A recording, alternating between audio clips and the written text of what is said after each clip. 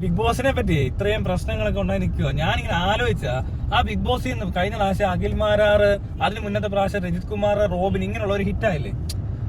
അപ്പൊ അത് കഴിഞ്ഞിട്ട് ഇവരുടെ മണ്ടത്തരങ്ങൾ വരുന്നു. ഒരു വർഷമൊക്കെ ഇവരെ വെച്ചിട്ട് പൊട്ടത്തരം കാരണം തന്നെ ഓൺലൈൻ മീഡിയ അടക്കമുള്ള എല്ലാ സംഭവത്തിലും കുറെ മണ്ടൻ ഇന്റർവ്യൂസും വലിയ വർത്താനമൊക്കെ കേൾക്കാം. എന്ന് പറഞ്ഞാൽ ഈ പ്രാവശ്യം പറ്റിയ ആള് സീക്രട്ട് ഏജന്റ് ആണെന്ന് തോന്നുന്നു. അവനെ അങ്ങോട്ട് ജയിപ്പിച്ച് പുറത്തോട്ട് ഇറക്കി വിട്ട് അവൻ പിന്നെ ബാക്കി പറഞ്ഞോളൂ. അവനിരുന്ന് അല്ല തന്നെ പറയുന്ന നല്ല കോമഡി, ഇതുവരെ ആരും അങ്ങനെ പിടിക്കാത്തോണ്ട്. പക്ഷെ ഇത് കഴിഞ്ഞ് കഴിഞ്ഞാൽ നല്ല രസമായിരിക്കും, എല്ലാവർക്കും കിട്ടും. മനസ്സിലായോ? ഇത് കണ്ടിന്യൂ നിക്കത്തില്ല. ഡോക്ടർ റോബിനൊന്നും അങ്ങനെ പിടിച്ചാൽ കിട്ടുന്നില്ലാന്നല്ലോ ഒരിടയ്ക്ക്. ഇപ്പഴല്ലേ ഒതുങ്ങിയത്. തീർന്ന് അലറി എല്ലാവരും അലർച്ച കേട്ട് മടുത്ത്. പിന്നെ ഇവൻ പറയാറില്ലല്ലോ ഒന്നും അധികം ഒന്നും. ഈ അഖിൽമാരാർ പറയും, ആ മറ്റേ രജിത് കുമാറും പറയും. പക്ഷെ ഇതിനൊരു വർഷത്തെ ആയുസ് ഇല്ല ശരിക്കും പറഞ്ഞാൽ. ഒരു വർഷം ഉണ്ടോ? ഇല്ല. അതിനിപ്പുറം ഔട്ടായിക്കോളൂ, അത്രേ ഉള്ളൂ. അത് ആദ്യം വന്നിട്ട് കുറെ മണ്ടന്മാരായ ആളുകളെല്ലാം ഇരുന്നങ്ങ് കേട്ടിട്ട് എന്തോ വലുതാന്ന് വിചാരിക്കുന്ന സംഭവമല്ലേ ഉള്ളൂ. പിന്നെ പതുക്കെ ഇറങ്ങി പൊട്ടുമല്ലോ. കാരണം കുറച്ച് സമയം കഴിഞ്ഞാലും വിഡിത്തരങ്ങളുടെ എണ്ണം കൂടുമ്പോൾ ആൾക്കാർക്ക് മനസ്സിലാവുമല്ലോ പൊട്ടനാന്ന്. ഒന്നല്ലൊരു അമ്പെണ്ണം ആവുമല്ലോ, അറിയാതെ ആയിപ്പോവും. ജാസ്മിനെ പറ്റി എന്താ പറയാനുണ്ട്? ജാസ്മിന് ഇച്ചിരി വൃത്തിക്കുറവുണ്ട് എന്നാണ് എനിക്ക് മനസ്സിലായത്. ഞാനത് സത്യം പറയാലോ, ഒരു ക്ലിപ്പ് വേണ്ടി ഇവിടെ തുമ്മുന്നത്, ചായ എടുക്കുന്ന സമയത്ത് തുമ്മുക. അപ്പൊ അത് ഇങ്ങനെ തന്നെ നിന്നാ തുമ്മുന്ന കൊച്ച്. പിന്നെ വേറൊന്നും കണ്ടില്ല. പിന്നെ മൂക്ക് കിള്ളി എന്നാണ്ട് പറഞ്ഞത്. മൂക്ക് കിള്ളിയിട്ടെടുത്ത് ഇങ്ങനെ വെച്ചത്. പിന്നെ കാലിന്റെ നഖം കടിക്കുന്നു. കാലിന്റെ നഖവും കൊള്ളാലോ, വളച്ചു നിർത്തി. അതിന് കൊള്ളാം. അങ്ങനെയുള്ള വല്ല അക്രോബാറ്റിക് ആയിട്ടുള്ള പരിപാടികൾക്ക് അങ്ങനെയൊക്കെ അല്ലേ. അപ്പൊ അങ്ങനെയൊക്കെ ചെയ്യുന്നുണ്ട്. അത് ആദ്യത്തെ കാര്യം തന്നെ കാലിന്റെ നാഗം കടിക്കണ ഭയങ്കര ബുദ്ധിമുട്ടാണ്. അത് ഇച്ചിരി മെനക്കെട്ട പണിയാ. പിന്നെ തുമ്മുമ്പോ നമ്മളൊക്കെ എന്തൊക്കെ സംഭവിച്ചാലും ഒന്ന് ഇങ്ങനെ തിരിയാനുള്ള സാധ്യതകളൊക്കെ ഭയങ്കരമാണ്. തുമ്മൽ ഇങ്ങനെ പെട്ടെന്ന് ടക്കെന്നൊരു സെക്കൻഡ് വരുന്ന സാധനമൊന്നുമല്ല.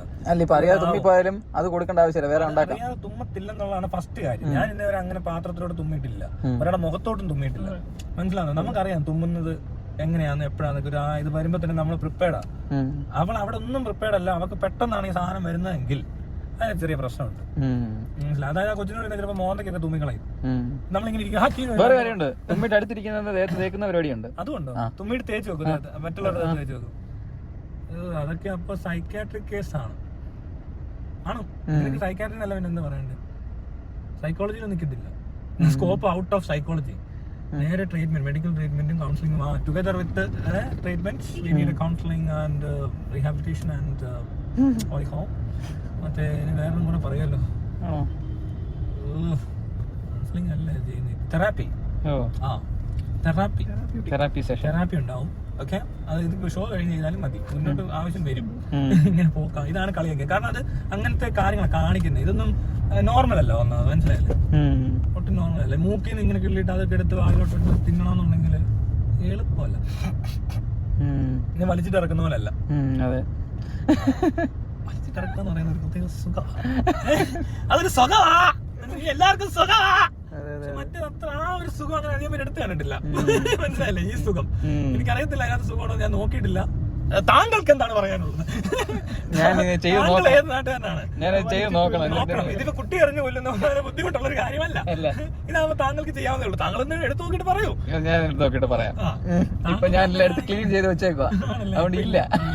വരുമ്പോൾ ഒരുപാട് സമയം കുറച്ച് ആക്കി വെച്ചിട്ട് എടുത്താൽ മതി. ഒരു 3 ദിവസം കളക്ട് ചെയ്യണം, എന്നാലേ ആവശ്യത്തിന് കിട്ടത്തുള്ളൂ. അതിന്റെ കൃത്യമായ സത്ത് മനസ്സിലാക്കാൻ നമ്മൾ തുടക്കക്കാർക്ക് കുറച്ചേറെ വേണ്ടി വരും ഇല്ലേ? ആദ്യമൊക്കെ എടുത്ത് ചുമ്മാ ഇച്ചിരി എടുത്താൽ കിട്ടത്തില്ല. നല്ലപോലെ എന്നാ ഹൈ ഡോസ് എടുത്ത് കഴിഞ്ഞാൽ ചിലപ്പോ നമ്മൾ എവിടെയൊക്കെ പോകണം, ഏതൊക്കെ സ്ഥലത്തെ പൊടി വേണം, അങ്ങനൊന്നുമില്ല. അതിപ്പോ എന്താണ് ശരീരത്തിൽ പ്രവർത്തിക്കുന്ന പോലൊക്കെ ചെയ്താൽ ഓവറാക്കണ്ട. ബിഗ് ബോസ് പോലത്തെ മുറിക്കാതിരിക്കുമ്പോ എന്താണ് വരുന്നത് നോക്കിയാൽ അതെടുത്താ മതി. അതിന്റെ കിക്ക് എന്താണെന്ന് അറിയാൻ. അപ്പൊ ഒരു 3 ദിവസം വീട്ടിലടച്ചിരിക്കും. 3 അല്ല, അവിടെ എത്ര ദിവസം ഇരുന്നാവോ? അതിന് മുമ്പ് മൂക്കുകളിൽ എപ്പോഴാണ് വല്ല ഡേറ്റ ഉണ്ടോ? അതുണ്ടെങ്കിൽ നമുക്ക് അത് വെച്ചിട്ട് വർക്ക് ചെയ്യാം. എന്തൊക്കെ കാണിക്കുന്ന കൊച്ചു മണ്ടത്തരം. ഇന്ന് കോലയിലെ നഖം കടിച്ചെന്ന്. പിന്നെ അത്രയ്ക്ക് സഹിക്കാൻ മേലെന്നോ? എന്താ പറയുന്നേ? ഇത്രയൊക്കെ ചെയ്ത് കഴിഞ്ഞിട്ട് തുമ്മിട്ട് ചായ കുടിക്കുക. മൂക്കുമായിട്ട് ബന്ധപ്പെട്ട എന്തോ ഫെറ്റിഷ് ആക്ടിവിറ്റീസിന് നല്ലൊരു ചാൻസ് ഉണ്ട് ഞാൻ നോക്കിയിട്ട്. പക്ഷെ വേറെ മൂക്കിന്റെ എടുക്കുവാണെങ്കിൽ അതിനകത്തൊരു ഭംഗിയുണ്ടാകും അല്ലേ? ആ കുടിക്കാതിരിക്കുന്നവർ ഇപ്പൊ ചായ ഇങ്ങനെ തുമ്മിയപ്പോ അത് വീണത് താടി എന്ന് പറയുന്ന ഒരാൾ അവിടെ ഉണ്ടെങ്കിൽ ഓക്കെയാ അല്ലേ? അതുപോലെ തന്നെ ഈ പെണ്ണ് സ്വന്തം ഇങ്ങനെ മൂക്കിൽ ഇങ്ങോട്ട് എടുക്കുന്ന വേറൊരു മൂക്കിലോട്ട് അവിടെ ഇരിക്കുന്നതിന് അങ്ങനെ മൂക്കിൽ ഇങ്ങനെയൊക്കെ എടുത്ത് അവനാ മൂക്കിലിടുന്നത് ഭയങ്കര അങ്ങ് സൂഹിക്കുക. നോക്കി ഞാൻ എടുത്തപ്പോഴത്തേന് ഓ അത് കഴിഞ്ഞാൽ അവളിങ്ങനെ എടുത്തിട്ട് ഈ സാധനമൊക്കെ ഉണ്ടെങ്കിൽ അത് കറക്റ്റാ അല്ലേ?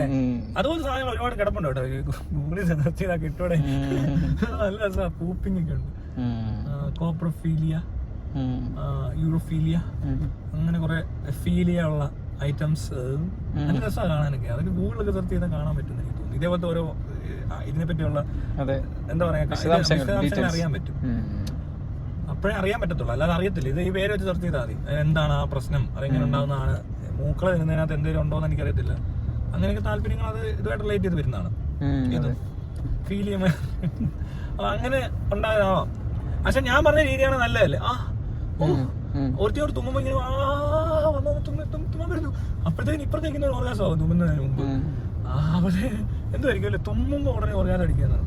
അതുപോലെ സാധനമൊക്കെ ആണെങ്കിൽ കൊള്ളാം, അതിന് കൊള്ളാം. ഇത് പോരാ. മറ്റേതെന്ന് വെച്ചാൽ ദിവ്യം, ഇത് മാനസികം. അല്ല, അതിനകത്തൊക്കെ ചെറിയ എന്തോ ഒരു ഇതുപോലെ തോന്നുന്നില്ലേ. എനിക്കിപ്പോ അങ്ങനത്തെ ഒരു പരിപാടി ഇപ്പൊ വേറെ ആളുള്ള സംഭവത്തിനകത്ത് അങ്ങനെ ഒരു ഇത് നേരത്തെ അറിയാവുന്ന. പക്ഷെ ഇത് അത്ര എനിക്കറിയത്തില്ല. ഇതൊരുമാതിരി താല്പര്യമില്ലാത്ത ഒരാളോട് എന്നിട്ട് ഇപ്പൊ റേപ്പ് ഫാന്റസി ഉള്ള ഒരാൾക്ക് അയാൾ ഒരിക്കലും റേപ്പ് വിക്ടിം ആവും. ആരെങ്കിലും റേപ്പ് ചെയ്താൽ പോലും. അപ്പൊ എനിക്ക് റേപ്പ് ചെയ്യപ്പെടണമെന്ന് ആഗ്രഹിച്ചിരിക്കുമ്പോഴാണ് ഒരാൾ വന്ന് റേപ്പ് ചെയ്യുന്നത്. അത് കംപ്ലൈന്റ് ചെയ്യേണ്ട കാര്യമില്ലല്ലോ. കട്ട് ചെയ്ത് എന്ത് രസം, സംസാരിക്കാനും രസം, മൂക്കളെ ഇല്ല. അപ്പോ സീക്രട്ട് ഏജന്റ് എങ്ങനെയോ ഒന്ന് ജയിപ്പിച്ച് പുറത്തിറക്കി വിടും.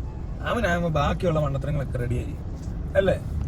ഒരുപാട് ഇന്റർവ്യൂസ് ഒക്കെ ചെന്നിരുന്ന് ഓരോ വിവരങ്ങളൊക്കെ വിളിച്ച് പറയും. ആധികാരികമായ മണ്ടത്തരങ്ങൾ കേൾക്കാൻ സമീപിക്കുക അഖിൽ മാരാർ, സീക്രട്ട് ഏജന്റ്. ഓ എവിടെ അഖിൽ മാരാർ കഴിഞ്ഞ ദിവസം പറയുന്നുണ്ടായിരുന്നു അവൻ ഫീൽഡ് ഔട്ട് ആയിട്ടില്ല. അതായത് എനിക്ക് അതുകൊണ്ട് ഇതുണ്ട് മറ്റോണ്ട് മറിച്ചോണ്ട് പറഞ്ഞാൽ ക്രീം വിളക്കുന്നുണ്ടായിരുന്നു.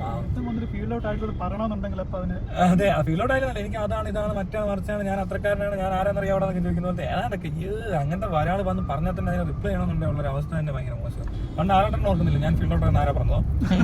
അതിന് എന്തോ ഹേ ഇത് ഓഹോ എന്നുള്ള രീതിയാ, മനസ്സിലായോ? അതുപോലെ പുറത്തേക്ക് വന്ന് പറയുന്നുണ്ട് ഈ എന്തെല്ലാം കേൾക്കണോ എന്തോ. ഈ കഴിഞ്ഞ ദിവസം ദിലീപിനെ പറ്റിയൊക്കെ ആണ്ടൊക്കെ പറഞ്ഞ ആളാ നോക്കി. ദിലീപൊക്കെ വീഡിയോ കാണുമ്പോ ഇരുന്ന് എന്തുമായിരിക്കും, സന്തോഷിക്കുവോ? ഒരുത്തനെങ്കിലും പറഞ്ഞല്ലോ എന്നൊക്കെ ആയിരിക്കും വിചാരിക്കും. അങ്ങനെ പറയൂ, എനിക്ക് തോന്നുന്നില്ല. ഇവനൊക്കെ പറഞ്ഞ് കൂടിപ്പോയാൽ വലിയ പ്രശ്നം ഉണ്ടാവും. ഇതിനൊക്കെ അവിടെ ഇവിടെ തൊടാതൊക്കെ പറയുന്നുണ്ട്, വലിയ കുഴപ്പമില്ല. വിഷയമില്ല, അതുകൊണ്ട് കുഴപ്പമില്ല. അല്ല അത് അതൊക്കെയാ പ്രശ്നം. എന്റെ പാടില്ല മാരാറിന്റെ മോൻ മാറാന്ന് പറഞ്ഞ അങ്ങനെ ഒരിക്കലും പറയാൻ പാടില്ലായിരുന്നോ എന്ന് പറയുന്ന പോലെ പറയും. അപ്പൊ കുഴപ്പമില്ല. അതാണ് ഐറ്റംസ്. ജയിപ്പിക്കണം. അയ്യോ, അവനെ ജയിപ്പിച്ചിറക്കി വിടുന്നവനാ. ഇപ്പൊ തന്നെ ഏകദേശം കണ്ടില്ല, കേറിയപ്പോഴേ നല്ല രസമുണ്ട്. പകുതി ജയിച്ച്.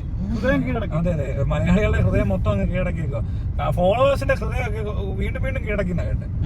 സ്ഥിരമായിട്ട് ഫോളോ ചെയ്യുന്നവരുടെ അവർ വിചാരിച്ചതിനേക്കാളും അപ്പുറത്തായി നിൽക്കുന്ന ആള്. ഇനി ഇങ്ങോട്ട് ഇറക്കി ജയിപ്പിച്ച് ഇങ്ങോട്ട് ഇറക്കി വിട്ടു കഴിഞ്ഞാൽ അതിന്റെ അപ്പുറത്തെത്തും. പിന്നെ അധികം നാൾ ഈ പരിപാടി അവതരിപ്പിക്കേണ്ടി വരത്തില്ല അല്ലേ.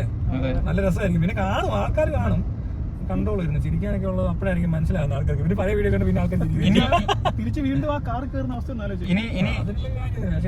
പോയി. ഇനി BBW സീക്രട്ട് ഏജന്റ് എനിക്ക് അറിയപ്പെടുന്നത്. ബിഗ് ബോസ് വിന്നർ ട്രോഫിയും കാണണം കാറിനകത്ത്. അത് അയ്യോ അത് ശരിയാണോ, ആ ഗോൾഡ് മെഡലും പതക്കവും അതൊക്കെ ആയിട്ട് വരുവാണ്. അയ്യോ ഭയങ്കര രസമായിരിക്കും. ഏതാണ്ട് മറ്റേ എന്താ പറയാ ഒളിമ്പിക്സ് ഗോൾഡ് മെഡലൊക്കെ മേടിച്ച് വരുന്ന പോലത്തെ ഒരു അനുഭവം. അഖിൽമാരാണ് അങ്ങനെ വിചാരം അങ്ങനെ എങ്ങാണ്ടാണ് കേട്ടോ. ഇതെന്തോ ഒളിമ്പിക്സ് ഗോൾഡ് മെഡൽ മേടിച്ച് വരുന്നവർക്ക് പോലും ഇല്ലാത്ത അത്ര പവറാ കിട്ടിയേക്കുന്നത് അഖിലിന്. അതുപോലത്തെ കുറെ മണ്ടന്മാരാ കേട്ടോ. പിന്നെ ചാടി ചെല്ലുന്നു. ഇതൊക്കെ കഴിഞ്ഞിട്ട് ഇങ്ങനെ ഊറ്റം കൊള്ളുന്നത് എങ്ങനെ? ഇപ്പൊ നമ്മളിപ്പോ അങ്ങോട്ട് പോവാ, ഇതുപോലത്തെ ഒരു പൊട്ട ഷോ ആണെന്ന് മനസ്സിലാക്കി ഒരാൾ ചെന്ന് കഴിഞ്ഞിട്ട് ഇതിനകത്ത് ജയിച്ചെന്നും പറഞ്ഞുകൊണ്ട് പിന്നെ ആരുടെ ഇത് പറയൂ? നമുക്ക് പൈസ കിട്ടിയല്ലേ, പൈസക്ക് ആവശ്യമുള്ളതുകൊണ്ട് ചെയ്ത പോലത്തെ പണിയാണ് എടുക്കുന്നതെങ്കിലോ. അങ്ങനെ എടുത്ത് പോയവരുണ്ട് അതിനകത്ത്. അവരാണ് ഇതും പറഞ്ഞ് പിന്നെ വരാഞ്ഞ്.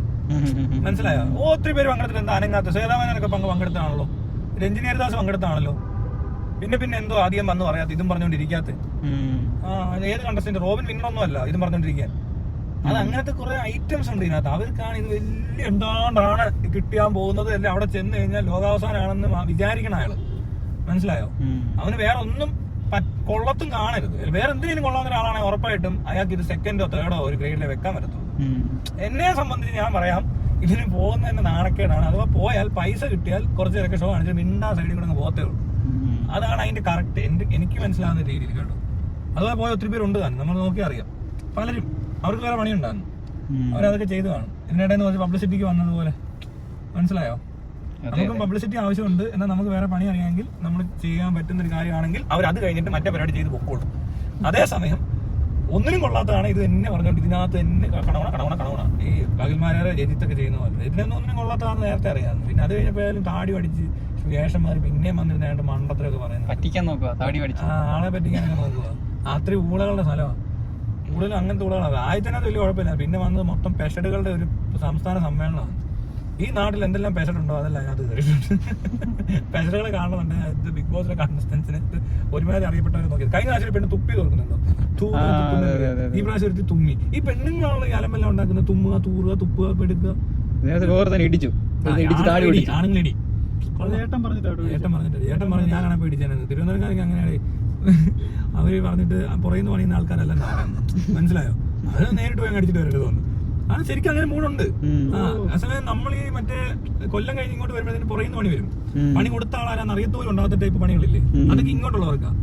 പിന്നെ ഈ കോട്ടയം കഴിഞ്ഞ് എറണാകുളം ഭാഗത്തുനിന്ന് കഴിഞ്ഞ് ഇങ്ങോട്ട് വരുമ്പോഴത്തേന് ഗാങ്സ്റ്റേഴ്സും മൂടൊക്കെയാ. മനസ്സിലായി? മറ്റിടത്തെ മൂട് അതല്ല. അതേ കണ്ണൂരാണല്ലോ, അത് വേറെ സ്റ്റൈലല്ലേ. ഓരോ സ്ഥലത്തും ഓരോ ടൈപ്പ് പണിക്കാരാ. മനസ്സിലായി? പൊട്ടിക്ക് ബോംബൊക്കെ ഇട്ട് പൊട്ടിച്ചു. അത് പിന്നെ ഒരാളുടെ പ്രശ്നമല്ല, രാജ്യത്തിന് വേണ്ടിയാണ്. മനസ്സിലായില്ല? അങ്ങനത്തെ വ്യത്യാസങ്ങളുണ്ട്. എന്നാ ഒരു തിരുവനന്തപുരത്താണെങ്കിൽ പറയുന്ന പണിയത്തില്ലെന്നാ പറയുന്നത്. നേർക്ക് നേർ അങ്ങനുണ്ട്. അവന്മാർ അടിക്കുമെന്ന് തന്നെ അടിക്കും എന്ന് പറഞ്ഞൊരു മൂടുണ്ട്. അപ്പൊ എന്ത് ചെയ്യാൻ പറ്റും? മോഹൻലാൽ അങ്ങനെ പറയും. മോഹൻലാൽ തിരുവനന്തപുരത്ത് കിടന്ന് അടിച്ചു പൊളിച്ചാണെന്ന് മനുഷ്യൻ അങ്ങനെയൊക്കെ ആയിരിക്കും ഇവർ പറയുന്ന പോലും. മനസ്സിലായില്ലേ? അവരത് പ്രാക്ടീസ് ചെയ്യുന്ന ആൾക്കാരല്ലേ. അപ്പൊ അയാൾ പറഞ്ഞാൽ ശരി, അയാൾ അടിക്കും. ഞാനാണ് അടിച്ചിട്ട് വരത്തുള്ളത്. അവരങ്ങനെ തിരുവനന്തപുരത്ത് അങ്ങനെ പ്രത്യേകമുണ്ട്. അല്ലെങ്കിൽ അവിടെ ജീവിച്ചവരോട് ചോദിച്ചാൽ അറിയാം. പണി വരാൻ ലേറ്റ് ആകത്തൊന്നുമില്ല, പെട്ടെന്ന് വരാട്ട് തീർത്ത് പോകും. പിന്നെ അടിക്കാനാണ് അടിക്കുമെന്ന് അടിക്കും. എന്താണല്ലോ അവർ പറഞ്ഞാൽ അങ്ങനെ പറഞ്ഞത്. അത് വേറെ രീതിയാണ്. പക്ഷെ മലയോര കർഷക ഗ്രാമങ്ങളിൽ അങ്ങനെയല്ല. അത് വെച്ചോണ്ടിരിക്കും. കുറച്ചാളെ അറിയത്തില്ല എവിടെ നിന്നാ വന്നതെന്ന്. പക്ഷെ കടപ്പുറത്ത് പോയാൽ അങ്ങനെയല്ല.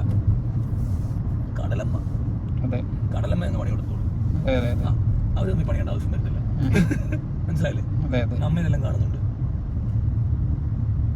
പിടിക്കണ സമാധാനിപ്പിക്കാനാണ്. കാര്യമുണ്ടെന്ന് പറഞ്ഞ് സമാധാനിപ്പിക്കാം. മമ്മൂട്ടി കറക്റ്റ് വന്നില്ലേ? മമ്മൂട്ടി വന്നിട്ട് പോയോ അണ്ടിക്കാതെ അവരം. ഓ എന്തുവാ ക്ലോസ് വേണോ? ഒന്നുകൂടെ പറയട്ടെ. വിളിക്കണ കണ്ട സമാധാനിപ്പിക്കാൻ, കാര്യമുണ്ടെന്ന് പറഞ്ഞ് സമാധാനിപ്പിക്കാൻ. കറക്റ്റ് വന്നോ? അത്ര വന്നില്ല കേട്ടോ. കുറച്ച് ആയത്തിന് അത്ര കിട്ടിയില്ല. സെക്കൻഡ് ഇത്ര കുഴപ്പമില്ല. ബ്രോ പോളി ബ്രോ അങ്ങനെ കമന്റ് ഇട്ടേക്ക്. പൊളിച്ച് ബ്രോ മമ്മൂട്ടി വന്ന പോലെ. വീട്ടിൽ പോകുമ്പോൾ പെട്ടെന്ന് വീഡിയോ കണ്ടോണ്ടിരുന്ന ചിലരൊക്കെ ഉണ്ടല്ലോ, അവര് പറയാണേ അവരിത് കണ്ടോണ്ടിരുന്ന ഞാൻ ഇങ്ങനെ എന്തോ ഇരിക്കുന്ന വീട്ടിൽ മമ്മൂട്ടി വന്ന് സമാധാനിപ്പിക്കുന്നതൊക്കെ പറഞ്ഞ പോലെ തോന്നിയെന്ന്. വീഡിയോയുടെ കമന്റാ. മനസ്സിലായോ? വീഡിയോ അപ്ലോഡ് ചെയ്ത് കമന്റ് വന്നു.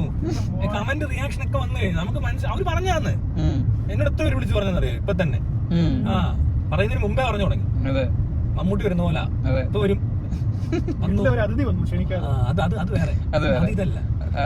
അതെങ്ങനെയാന്ന് ഞാൻ പറയാം. അതെങ്ങനെയാന്ന് വെച്ചാല് അതിങ്ങനെയല്ല. ഒരുപാട് നാളുകൾക്ക് ശേഷം അതല്ലേ, അതാണോ? ഒരു അതിഥി വന്ന ദിവസം കുറച്ചുകൂടി താട്ടിറങ്ങി എവിടെയോ ഉണ്ടത്.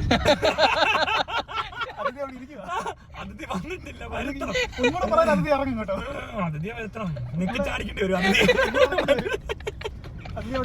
ഒരുപാട് നാളുകൾക്ക് ശേഷം ഇല്ല കിട്ടത്തില്ല. ഒരു അതിഥി വന്ന ദിവസം വരുന്നുണ്ട്. അത് ഏകദേശം അടുത്ത്. ഒരുപാട് നാളുകൾക്ക് ശേഷം എന്റെ മനയിൽ ഒരു അതിഥി വന്ന ദിവസം. അല്ലേ? കിങ്ങിലേക്ക് പോയി കുറച്ചുകൂടി പ്രായമാക്കണം. വയ്യാണ്ടായി, ഒരുപാട് വയ്യാതായി. മറ്റേ വടിയൊക്കെ കുത്തി വരത്തില്ല മമ്മൂട്ടി. ആ പ്രായത്തിലുള്ള മമ്മൂട്ടിക്ക് എന്തായിരിക്കും ചെയ്യത്തില്ല. അത്രയും പ്രായമുള്ള മമ്മൂട്ടി. ഒരുപാട് നാളുകൾക്ക് ശേഷം എന്റെ മനയിൽ മമ്മൂട്ടി അഭിനയിക്കുന്ന സീൻ ആലോചിക്കണേ. ഒരു 5-10 വർഷം കഴിയുമ്പോ 10-20 വർഷം എടുക്കും അങ്ങനെ ആവാൻ. മമ്മൂട്ടി ഇപ്പഴും കുട്ടിയായിട്ടാ നിൽക്കുന്നത്. 17 വയസ്സ്. മമ്മൂട്ടിക്ക് ഇനി ഒരു 65-70-80 വയസ്സുള്ള ഒരാളായിട്ട് അഭിനയിക്കുന്നത് ഇനിയും പോകണം ഒരു 30 വർഷം. എല്ലാം അതുപോലെ മേക്കപ്പെടേണ്ടി വരും. അത് ഇതിനകത്ത് വന്നിട്ട് പന്തമാടെ വന്നിട്ട് പറഞ്ഞില്ല അത്. Uncle cry, sister weeping, people watching. ആ സാധനമൊക്കെ അതൊക്കെ മോഹൻലാലിനെ കൊണ്ട് പറ്റൂ. വേറെ രസം ഒരു കാര്യം കൂടെ പറയാം. അതായത് മമ്മൂട്ടി അത് വേണ്ട, അത് ഇവിടെ പറഞ്ഞ ശരിയാകത്തില്ല. ഇതിനകത്ത് മറ്റേ സീക്രട്ട് ആയിട്ട് ഇരിക്കുന്ന സ്ഥലം അതല്ലേ നമ്മുടെ ഇന്നത്തെ വിഷയം. ആ തീട്ടത്തിനകത്ത് മാറ്റി മമ്മൂട്ടി അവിടെ അല്ല വേറെ സ്ഥലത്തോട്ട് കൊണ്ടുപോകാനുണ്ട്. നമുക്ക് മമ്മൂട്ടി അവിടെ എടുക്കുന്നത് ശരിയല്ല. ഇങ്ങനെയുള്ള കച്ചറ തീട്ട കമ്പനികളെ പറ്റി സംസാരിക്കുമ്പോൾ നമ്മൾ ഒരു ബ്രാൻഡഡ് കമ്പനിയെ പറ്റി സംസാരിക്കാൻ പാടില്ലാത്തത് കൊണ്ട് മാത്രം ഇപ്പോൾ അത് സംസാരിക്കാതെ പിന്നീട് ഒരു അവസരത്തിലേക്ക് മാറ്റിവെച്ചുകൊണ്ട് ഈ സമൂഹത്തിന് മുന്നിൽ എനിക്ക് പറയാനുള്ളത് ഒന്ന് മാത്രം, സീക്രട്ട് ഏജന്റിനെ ജയിപ്പിക്കുക.